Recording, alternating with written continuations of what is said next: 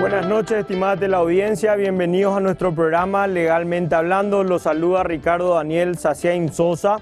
Hoy contamos con invitados internacionales, doctores en el derecho proveniente de nuestro vecino país, Brasil. Contamos con la presencia del doctor Gilson Bonato. Buenas noches, estimado doctor, ¿cómo está usted? Bien. Con la doctora Isabela Simões Bueno. Buenas noches, estimada doctora, ¿cómo está usted? Buenas noches, muy bien, gracias. Hoy estaremos hablando del monitoramiento electrónico, de la experiencia que tuvieron en el Brasil. Es un tema muy sonado hoy en día y que se está tratando de implementar en el Paraguay. Creo que va a estar saliendo el decreto reglamentario en breve, por lo menos así lo habían prometido las autoridades. Estimado doctor Gilson, ¿cuál fue la experiencia que tuvo el Brasil con la implementación del monitoreo electrónico de los reos? Sim. Boa noite a todos.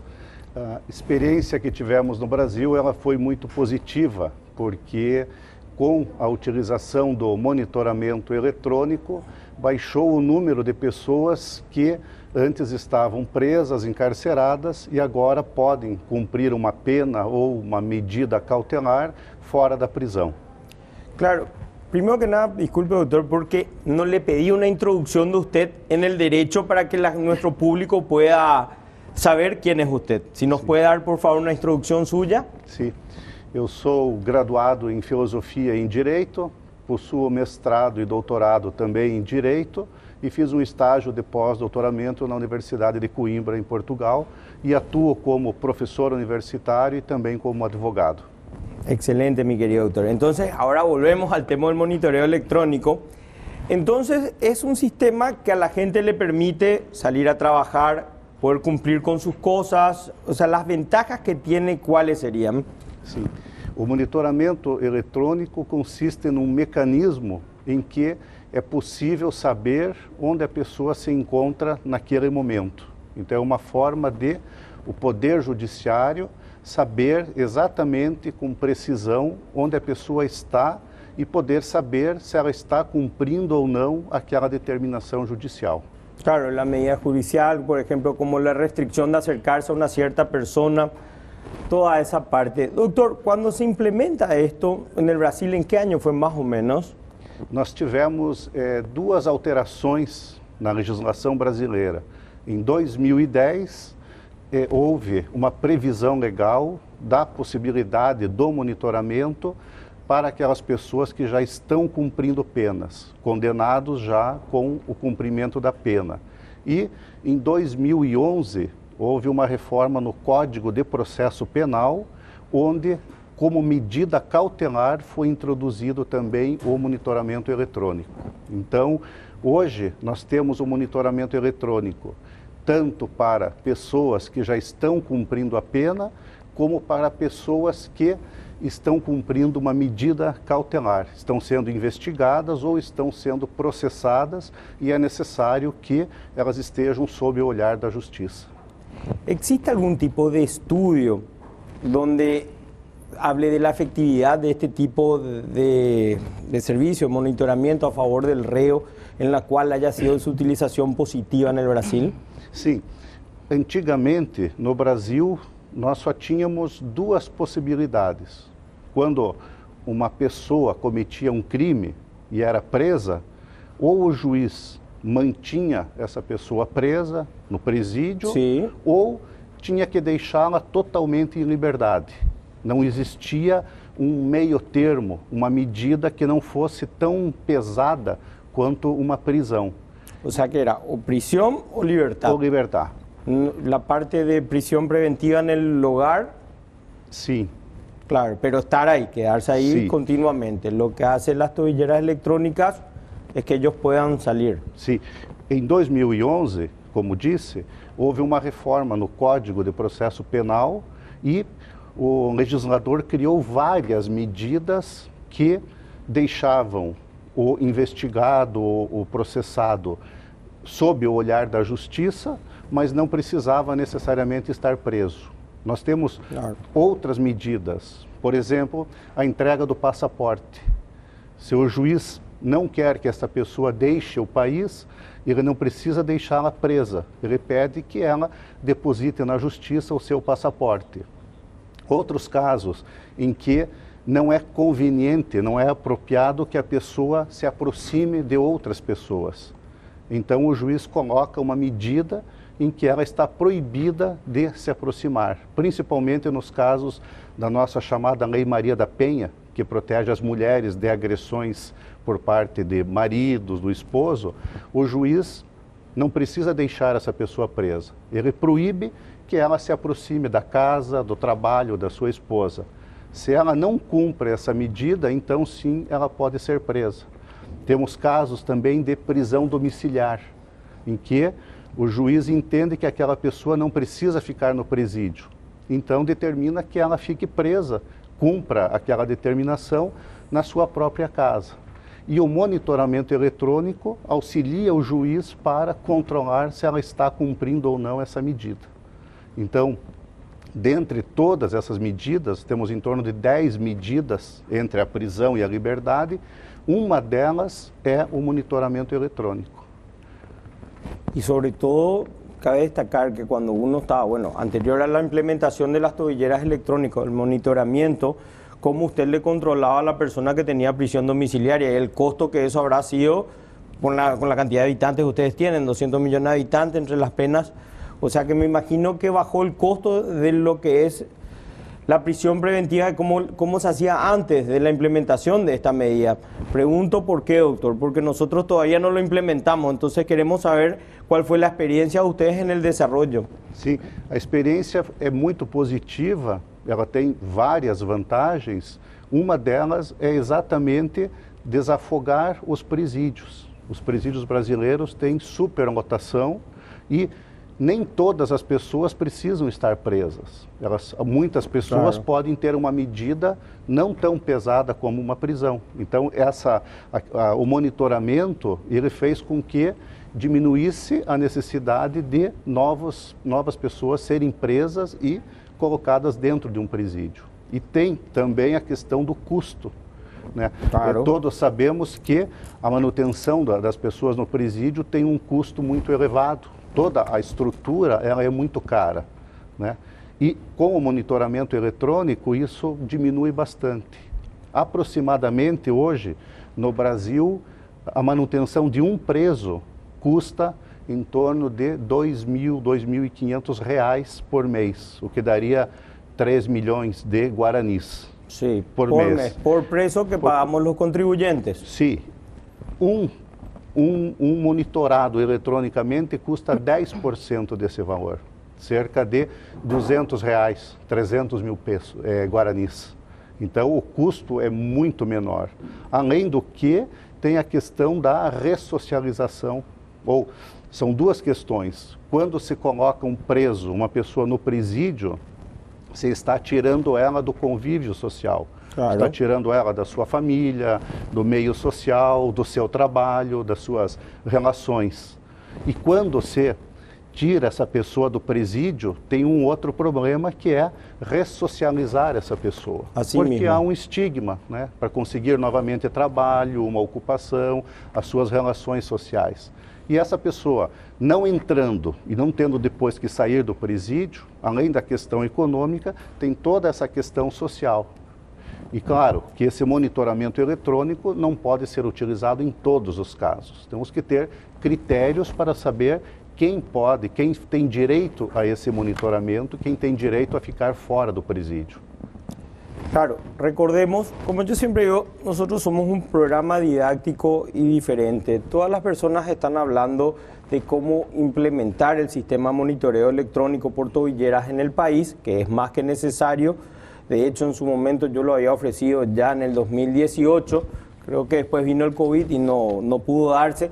También tuve la suerte de conocer Spacecom, la empresa de tornozeleiras que está en Curitiba, que era muy bueno, una estructura muy grande, pero sobre todo debemos hablar de los beneficios de la implementación y poder surtirnos, ¿verdad?, de experiencias de países como Brasil, donde su población presidiaria es muchísimo mayor que la nuestra, y ver cuál fue la experiencia de ellos. Como dice el doctor Gilson, no se le puede dar a todos, está entre la parte de delitos, creo que la parte de crímenes no puede aplicarse, pero sobre todo tienen beneficios que pueden verse a simple vista. El costo que tenemos que pagar nosotros los contribuyentes de lo que sale cada peso, o sea, cada preso, perdón, y que básicamente implica un 10% de ese costo en el Brasil. Me imagino que acá también va a ser similar o parecido. El trabajo para la persona, porque la persona que cuenta con esta medida, con este monitoramiento, puede asistir a su trabajo, por supuesto que va a tener limitaciones de horario y demás, pero también un punto muy importante que es no romper el vínculo familiar y el estigma de haber estado preso, porque convengamos que la ley lo que busca es la reinserción del reo a la sociedad, pero como dice el doctor Gilson, muy bien lo manifestó, crea un estigma el haber estado preso. O sea, nadie después, o es muy difícil volver a conseguir trabajo o volver a reintegrarse con su propia familia. Entonces tenemos muchos beneficios que se encuentran a simple vista, por lo tanto yo creo que es algo que ya deberíamos estar implementándolos en el Paraguay. Nos está diciendo el doctor que en Brasil tuvieron buenísima experiencia y mi querido doctor, si podemos acceder a ese estudio que haya dado los beneficios de la implementación del monitoreo, le voy a agradecer muchísimo para poder mostrarlo también a nuestras autoridades en el Paraguay. Doctor, en la protección de las víctimas de violencia familiar, en esta lei que usted hizo, ¿nos puede describir, por favor, más o menos de que trata essa lei? Sim, nós temos a legislação chamada Maria da Penha. Sim. Maria da Penha foi uma senhora que sofreu com violência doméstica e que inspirou o legislador brasileiro a criar uma legislação própria de proteção às mulheres dentro do ambiente familiar. Então, quando existem relações de parentesco, de afetividade, quando um homem comete um crime e cuja vítima é a mulher, existe uma proteção especial para ela. Porque todos nós sabemos a dificuldade que existe, muitas vezes, na punição de pessoas do ambiente familiar. Muitas vezes, a própria mulher, por questões econômicas, por pressão, acaba querendo tirar aquela denúncia que ela fez, por pressão do próprio marido. Então, se criou uma legislação própria, especial, com um juízo especial, para proteger efetivamente as mulheres quando são vítimas dessas agressões. E as medidas que são tomadas muitas vezes são mais graves para o réu do que efetivamente quando se comete um outro tipo de crime, porque há uma necessidade maior de proteção realmente das mulheres, porque tem toda uma questão histórica, uma questão cultural, né, pela qual perpassa esse problema. E na questão da vítima, da violência contra a mulher, nós temos então, o juiz sempre tem a opção de deixar o marido, o homem que cometeu o crime preso, ou também ele pode utilizar dessas outras medidas. Então, fica sempre a critério do Poder Judiciário saber qual é a medida mais efetiva. E dentro disso temos lá o chamado botão do pânico, que é um sistema de proteção da vítima em que a mulher tem um aplicativo no seu telefone, ela baixa um aplicativo e ele fica conectado diretamente à polícia. Então, você faz uma conexão e quando essa mulher se sente numa situação de ameaça, numa situação de perigo, ela pode acionar esse botão e fazer com que a polícia imediatamente saiba que o seu agressor pode estar voltando para uma nova agressão. Entonces, en el sistema monitoreo está monitoreada la víctima y el agresor. Sí. O sea que ambos tienen, la policía tiene acceso a ambas ubicaciones. Sim. O monitoramento eletrônico, ele existe nos países de várias maneiras, né? Nós temos a chamada pulseira, que nós não usamos no Brasil, mas tem países que usam uma pulseira. Existe a tornozeleira, que tobilheira. É a tobilheira. Tobilheira. Existe também um cinto que pode ser usado. Isso eu não sabia. E existe um microchip. Um microchip que pode ser implantado no corpo da pessoa. No Brasil, usamos somente a tobilheira, por enquanto, que é o que nós temos lá. Mas são várias as formas de monitoramento. E essa tornozeleira, ela é um aparelho, né, que é acoplado, introduzido no tornozelo da pessoa. Ele não pode romper, não pode tirar. ele tem que ser carregado sempre, como se fosse como um celular. Como um celular. Ele tem que todo dia carregar na tomada e ele tem a obrigação de, primeiro, deixar, não romper, não mexer no aparelho, deixar ele sempre carregado, e ele funciona por um sistema de GPS. Então ele emite sinais para o satélite e existe uma central que está monitorando 24 horas por dia aquela tornozeleira. Qualquer alteração na tornozeleira emite-se já um sinal no sistema e o setor de monitoramento já sabe que efetivamente aquela pessoa ou não carregou, ou rompeu, ou fez alguma coisa errada. Então já é possível detectar isso e a polícia ir atrás da pessoa. Bueno, eso también hay que destacar. Lo que hace la tobillera es el monitoramiento. Cuando la persona incumple o no carga la tobillera o la rompe, automáticamente le sale una orden de captura y va a prisión. O juiz pode pedir para essa pessoa explicar por que aconteceu aquilo. Porque há uma delimitação do espaço onde a pessoa pode usar. Se o juiz determinou uma prisão domiciliar e, junto com ela, a tobilheira, isso significa que aquela pessoa não pode sair da sua casa. Mas o juiz também pode determinar que ela tenha um espaço maior para se locomover. Então o juiz, se fosse aqui em Assunção, ele poderia pôr a tobilheira numa pessoa e dizer que ela pode andar, se locomover por toda a cidade de Assunção. Então no monitoramento sabe que aquele é o espaço que ela pode caminhar, sair. Se ela sai de Assunção, o sistema já sabe que ela cometeu um erro. Mas antes de o juiz tirar a tornozeleira e mandar a pessoa para a prisão, ele pede uma justificativa. Por exemplo, a pessoa tem uma tornozeleira, prisão domiciliar, mas passa mal, está passando mal, precisa ir ao hospital, né? Tá com um problema de saúde grave. Sim. Ela não pode esperar que o juiz autorize, ela vai... A tobilheira vai acusar que ela saiu de lá, mas ela pode ter uma justificativa. Claro. Se ela não tem uma justificativa, então aí sim o juiz pode retirar essa medida e impor uma medida mais grave, que é a própria prisão. Es un buen ejemplo, se entendió perfectamente. Doctor, en caso con el tema del feminicidio, ¿bajó el feminicidio con la implementación de las tobilleras en el Brasil? ¿Tuvo algún tipo de impacto directo, sobre todo por la violencia contra la mujer?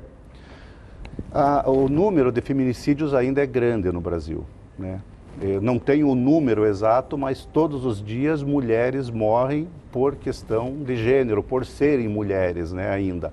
A tornozeleira, ela fez com que se baixasse até o número de reincidência de criminosos. Então a reincidência, ela não é alta. E o número de pessoas que usam a tornozeleira e que descumprem essa ordem também é pequeno. Geralmente, ela tem um resultado positivo. As pessoas acabam entendendo o que cometeram, o crime que cometeram, e acabam não voltando depois a cometer o crime.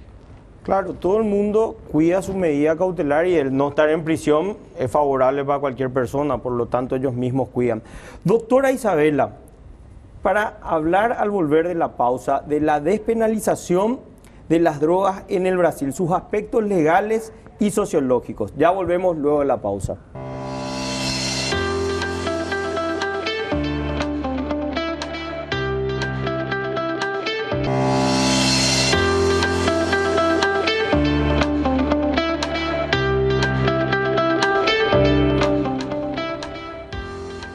Seguimos nuestro programa Legalmente Hablando. Doctora Isabela, ¿qué podemos decir de la despenalización de las drogas en el Brasil? Y también entrar en los aspectos legales y sociológicos del mismo. Primero, una introdução tuya, por favor.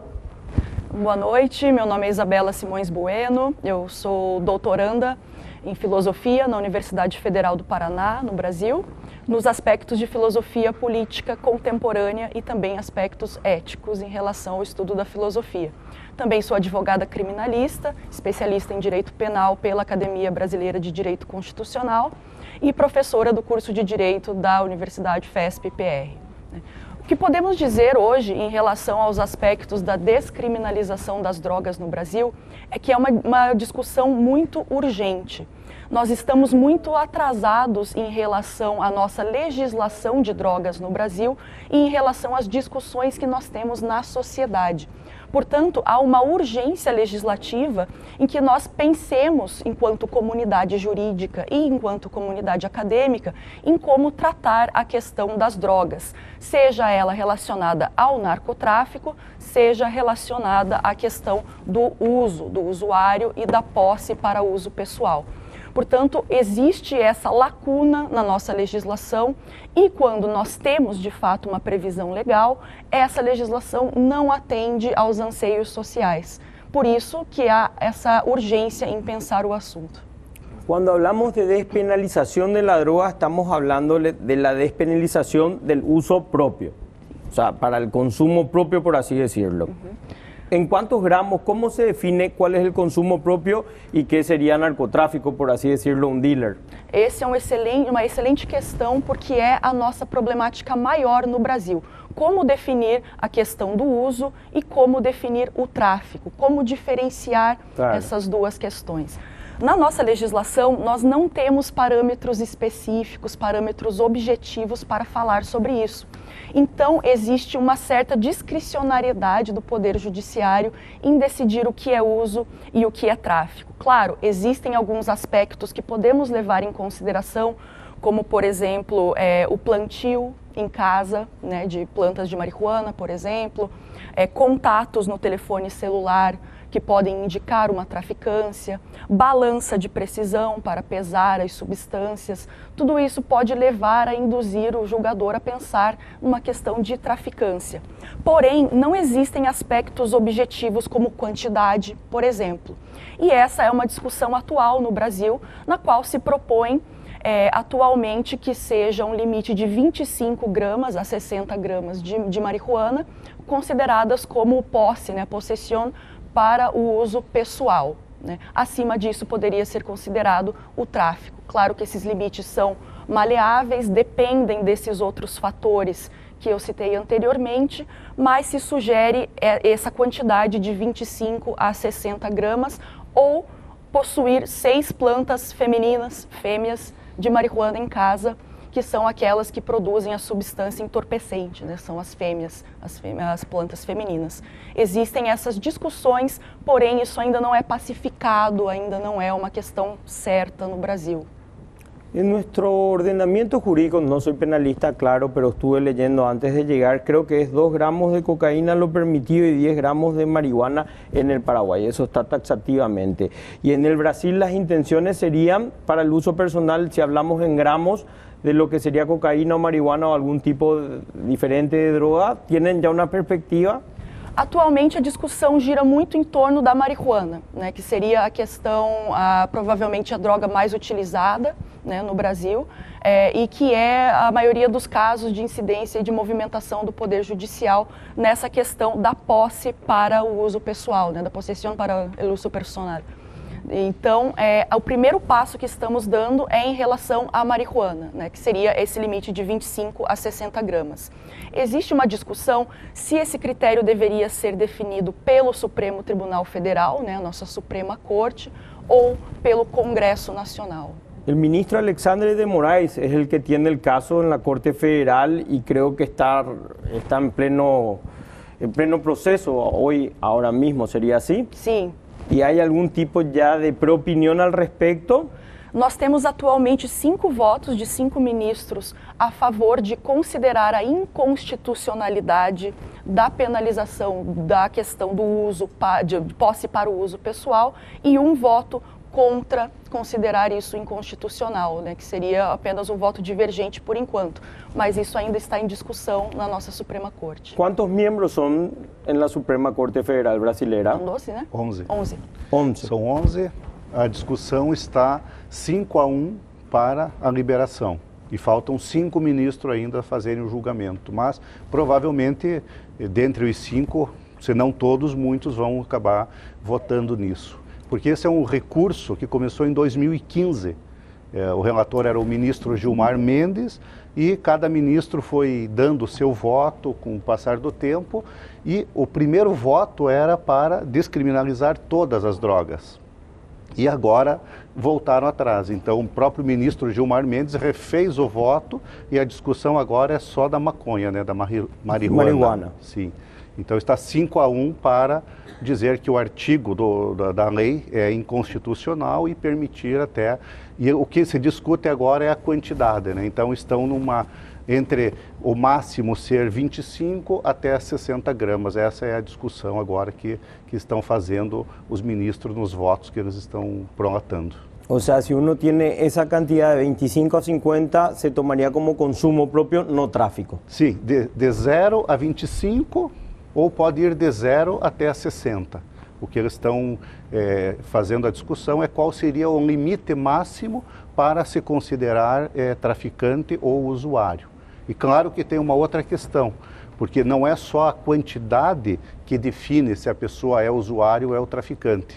Eu posso ter 1 grama, 5 gramas e estar vendendo, dando para uma outra pessoa, e isso vai caracterizar o tráfico. Mas se uma pessoa é encontrada na posse de até 25 ou até 60, conforme for decidido, sim, e não tiver nenhum indício, nenhum indicativo que ela está traficando, ela vai ser considerada usuário. Mas se a autoridade policial verificar que, mesmo com essa quantidade, ela está praticando um ato que configure tráfico, ela pode ser presa pelo tráfico. Eso es un buen punto. Doctora Isabela, ¿qué pasa hoy con la persona que está en la calle con 20 gramos de marihuana? Está en la calle, la agarra la Policía Federal y tiene en posesión 20 gramos de marihuana. Vai depender de onde está situada essa rua dentro da nossa cidade. Se nós estamos falando de uma rua nas periferias das cidades, a abordagem policial é feita de uma forma. Se nós estamos falando de uma região economicamente mais abastada na nossa sociedade, na nossa cidade, a abordagem é outra. Isso porque existe uma tentativa de criminalização das pessoas periféricas, das pessoas mais pobres no Brasil, e um dos grandes tipos penais que nós temos para isso é a questão da nossa lei de drogas, ou seja, tanto da posse para uso pessoal quanto do próprio tráfico de drogas. Portanto, esses tipos penais são utilizados a fim de criminalizar essas pessoas periféricas dos nossos centros urbanos. Isso não acontece da mesma forma, eu devo dizer, ser bem honesta para vocês, isso não acontece da mesma forma dentro das comunidades mais economicamente abastadas. Significa dizer que as pessoas mais ricas não usam drogas ou não estão envolvidas com drogas? Não.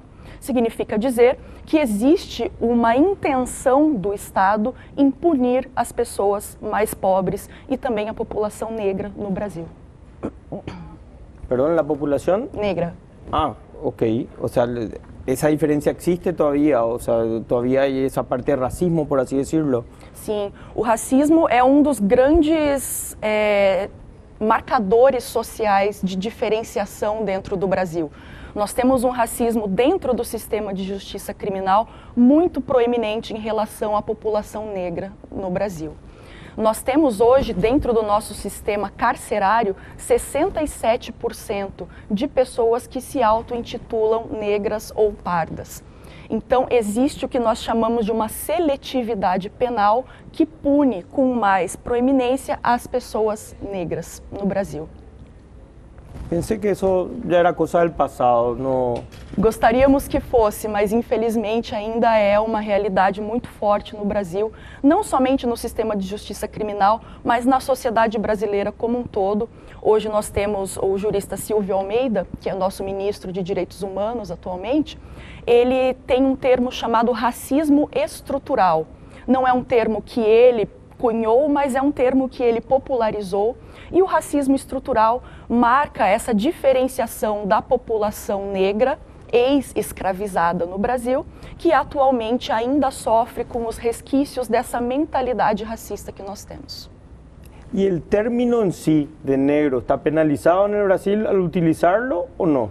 Não, não temos uma penalização para a utilização do termo negro, né? Existe, por exemplo, a possibilidade de se falar em afrodescendentes também. Sim. Mas nós temos na história da nossa legislação penal no Brasil a tentativa de criminalização de práticas da população negra. Aí sim, como por exemplo a própria capoeira, né, uma expressão Sim. de artes marciais e dança da comunidade africana. Nós temos a penalização da capoeira no nosso Código de 1890. Claro, não está mais em vigor, mas só para relembrar todo esse histórico de criminalização, tanto das religiões de matriz africana, quanto da cultura afro em si.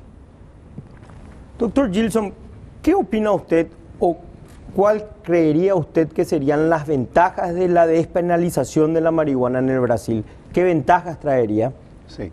Hoje, nós já sabemos que não existe na legislação uma pena privativa de liberdade. O artigo 28 da Lei de Drogas, ele não traz mais a pena privativa de liberdade. Então, se a pessoa é encontrada numa situação como usuário, ela é convidada, é levada para ter palestras, para ter uma recuperação depois. Já não existe mais a prisão para essas pessoas.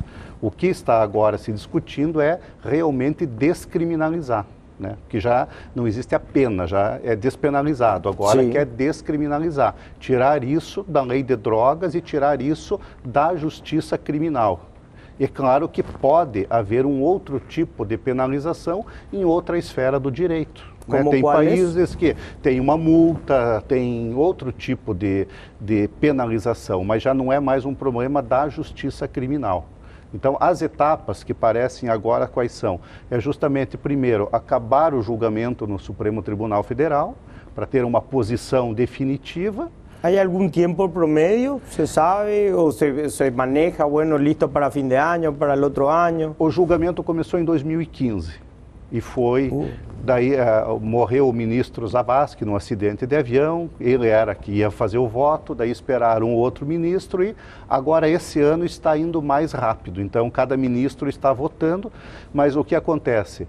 O ministro vota e daí o seguinte não vota no mesmo dia. Geralmente ele pede para tirar de pauta, para ele estudar e não se tem prazo para voltar. Mas acreditamos que agora, em pouco tempo, em questão de meses, esse julgamento deva ser finalizado. O grande problema que poderíamos dizer é que no Brasil, muitas vezes, o poder judiciário acaba tomando às vezes do poder legislativo. O que se pergunta é, será que é o Poder Judiciário que tem que fazer isso? Não seria o legislador que tem que criar uma nova legislação para dizer o que é crime, o que não é crime?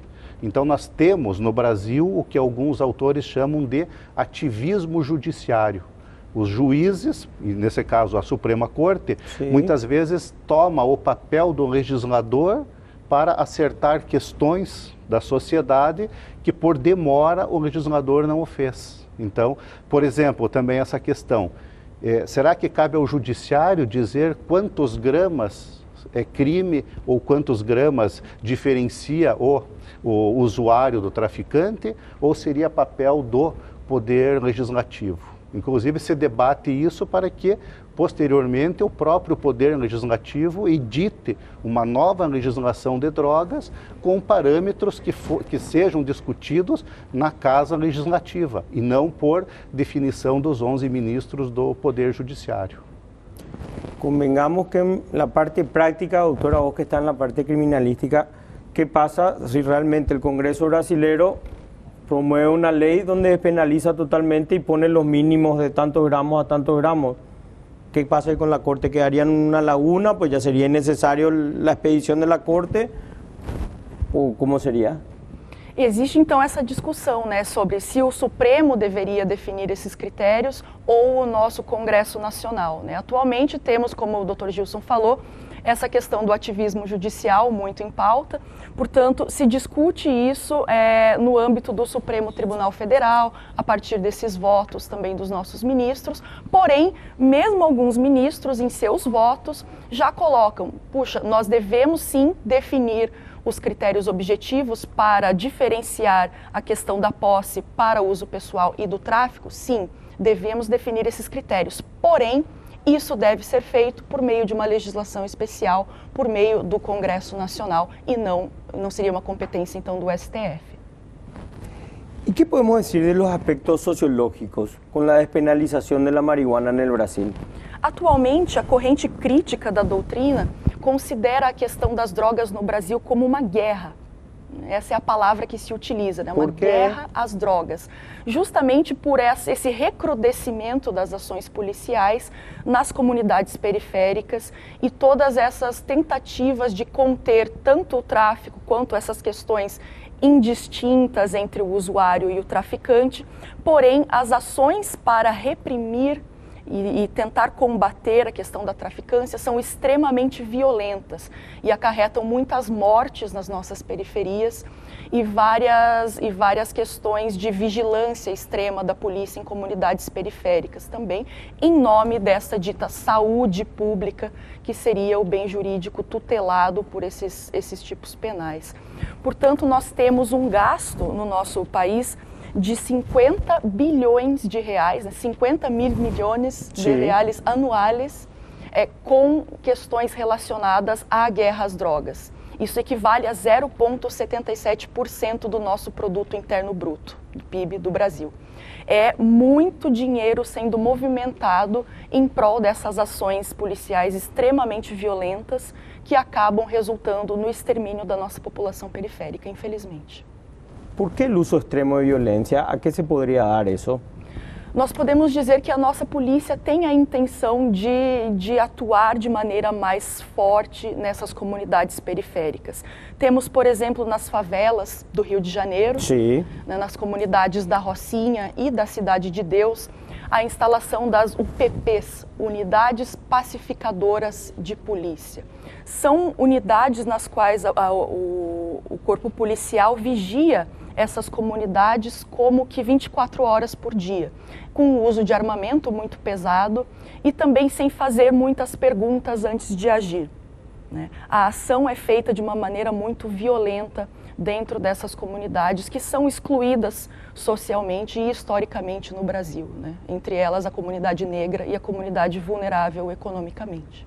O sea, que seria uma unidade policial especial? Exatamente, para ação dentro dessas comunidades específicas no Rio de Janeiro. Quando falamos das comunidades, falamos de las favelas? Das favelas e dos bairros também que circundam essas favelas, né? Entiendo. Y en el caso de darse la despenalización, doctor Gilson, ¿cómo quedaría, si nos puede explicar también cómo es el mecanismo legal de ustedes por el tema federal y estatal? O sea, ¿cómo bajaría eso a la tierra, por así decirlo? Veja, acho que o grande problema que nós temos já está sendo enfrentado, mas de uma forma ainda muito pequena, que é a questão do usuário ou do traficante. Mas o que nós precisamos pensar também é a questão de como combater o tráfico, porque punir ou não punir o usuário ou aquela pessoa que está no final, digamos, de toda a caminhada, é uma situação muito pequena e tem que se pensar muito mais, eu acho, em como combater o narcotráfico, né? Porque como que as drogas entram no país, né? Quem tem interesse que elas entrem lá, né? De que forma nossas fronteiras estão sendo ou não vigiadas e quem que realmente comanda tudo isso, né? Como se chegar a essas pessoas, porque do meu ponto de vista não adianta nada, né, tomar uma medida de despenalização do usuário final se não tiver medidas efetivas que combatam efetivamente o tráfico.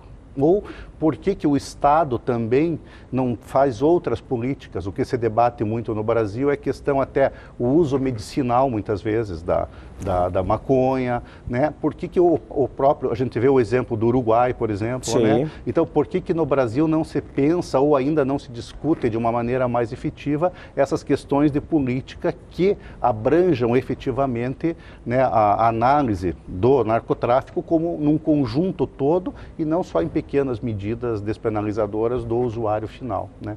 Alguns criticam até isso porque dizem que isso vai fomentar o aumento da utilização. Então eles usam uma palavra aviãozinho, que aviãozinho é aquela pessoa que é o suposto usuário, mas que é um pequeno traficante ou que está a serviço do grande traficante.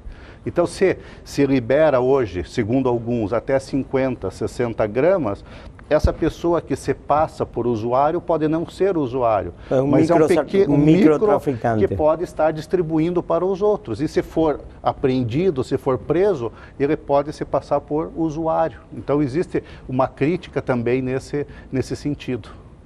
Entiendo.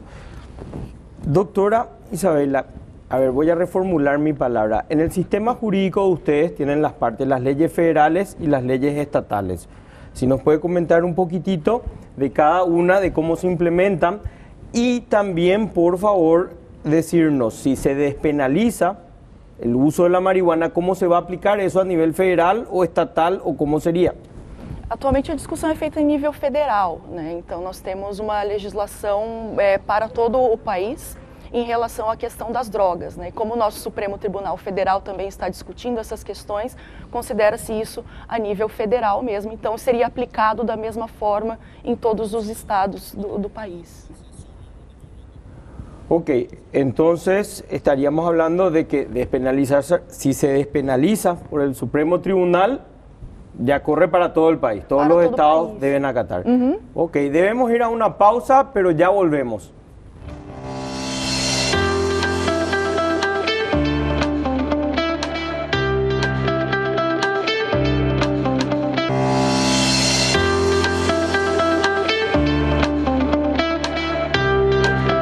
Seguimos nuestro programa Legalmente Hablando. Doctora Isabela, entonces para cerrar la idea, ¿la despenalización de la marihuana en el Brasil se deve dar por e quais seriam suas bondades? Eu acredito que a questão da despenalização da posse para uso pessoal, principalmente em relação à marihuana, é urgente no Brasil. Justamente porque nós temos todo esse histórico, né, social que comentamos durante o programa, de criminalização do uso dessa substância, muito atrelada à criminalização também da população pobre, periférica e negra. Justamente porque na nossa legislação criminal no Brasil, temos esse histórico e essa tentativa de associação do uso da marihuana com as comunidades africanas, principalmente em relação às práticas religiosas e às práticas culturais dessa comunidade. Temos também na história do nosso país discursos médicos e discursos psiquiátricos que vão tentar associar o uso dessa substância às comunidades africanas e também incumbir a ela uma questão de loucura, de agressividade, de violência a partir desse uso. Portanto, quando nós verificamos dentro da medicina, dentro do direito, dentro da sociologia, da antropologia, que essas questões são falsas verdades, assim nós temos a urgência de repensar a nossa política sobre drogas no Brasil, pensando também na extrema violência que nós temos no combate, nessa guerra às drogas dentro do nosso país. Assim, se faz urgente que o sistema de justiça repense seus parâmetros para que nós possamos cuidar dessa questão das drogas com a devida seriedade que ela exige e também considerando todos esses aspectos históricos e sociológicos que citamos aqui. Muchas gracias, doctora. Doctor Gilson, me faltó una parte con respecto a las tobilleras y el sistema de monitoreo. ¿Cómo surge la idea en el Brasil? Na verdade, é interessante a história porque dizem que o monitoramento eletrônico surgiu inicialmente com um juiz americano chamado Jack Love, e era um juiz que estava assistindo uma série, um desenho do Homem-Aranha, o Spider-Man. Ele estava assistindo o desenho, isso em 1977, e ele viu que o rei do crime colocou um bracelete no Homem-Aranha e disse: a partir de agora eu sei onde você vai estar pelas ruas de Nova York e eu vou conseguir cometer os meus crimes porque eu sei onde você está, então eu vou ter o teu controle sobre isso. E esse juiz americano, inspirado nessa ideia, 6 anos depois, ele convenceu um amigo que era engenheiro da área de tecnologia a desenvolver um bracelete. E esse mesmo juiz usou esse bracelete por 3 semanas e viu que funcionava, que ele conseguia ser monitorado com isso. E a partir disso ele começou a usar na sua comarca. Então, como juiz criminal em Albuquerque, no Novo México, e a partir de 83 Inicialmente ele condenou 5 pessoas e colocou esse monitoramento nelas e viu que deu certo. E dizem que a partir dessa história, vários países começaram então a ter essa ideia, e no Brasil isso foi efetivado a partir de 2010. Mas é importante ressaltar porque, como todos sabemos, o Brasil é um país que tem hoje uma população carcerária muito elevada. Nós temos mais de 700 mil presos no Brasil, entre presos cumprindo uma pena definitiva ou uma medida cautelar, e no nosso sistema nós temos aproximadamente 350 mil vagas. Então nós temos o dobro de presos do que o sistema comportaria. Além disso, nós temos mais de 350 mil mandados de prisão para serem cumpridos, que não são cumpridos porque não encontram as pessoas a serem presas, mas também porque não tem onde colocar essas pessoas. Então o sistema já está super abarrotado de pessoas, não tem mais onde colocar os presos. E hoje no Brasil nós temos em torno de 100 mil pessoas que estão usando a tornozeleira eletrônica. 100 mil pessoas. 100 mil pessoas, com um índice muito baixo de reincidência. Então é uma medida que efetivamente retira do sistema carcerário pessoas que poderiam estar lá indevidamente e que acaba deixando essas pessoas aí entenderem que elas precisam retomar suas vidas, não cometerem mais crimes, e acaba sendo então um instrumento benéfico, não só para a própria pessoa, mas para a sociedade, para o Estado como um todo, em razão de todas aquelas vantagens que nós já falamos anteriormente. Claro, recordémonos que habíamos hablado de las ventajas como el costo por cada preso, que sería prácticamente un 10% en el Brasil. Yo me imagino que va a ser muy similar acá. El trabajo para la persona, que puede ir a su trabajo, su familia, su entorno familiar, y el estigma que tiene de ir a la prisión para después volver a reinsertarse en la sociedad. Entonces, con todas esas bondades, en el Brasil tuvieron una experiencia magnífica. Para redondear, doctor, esa experiencia fue positiva para redondear, la experiencia en el uso del monitoramiento con tobilleras en el Brasil fue positiva por sus bondades? Sim, é muito positiva porque acaba com esse problema, ou não resolve, mas diminui o problema do encarceramento, né? Faz com que as pessoas efetivamente consigam ter uma vida normal, consigam entender efetivamente, né, o caráter daquilo que fizeram e retomar, ter uma vida normal depois de cumprirem tudo isso de acordo com a determinação do Poder Judiciário. Estimado doctor Gilson, muchas gracias por haber compartido con nosotros. Doctora Isabela, muchas gracias por haber compartido con nosotros. Gracias. Estimada de la audiencia, nos estamos viendo el próximo domingo a las 21 horas.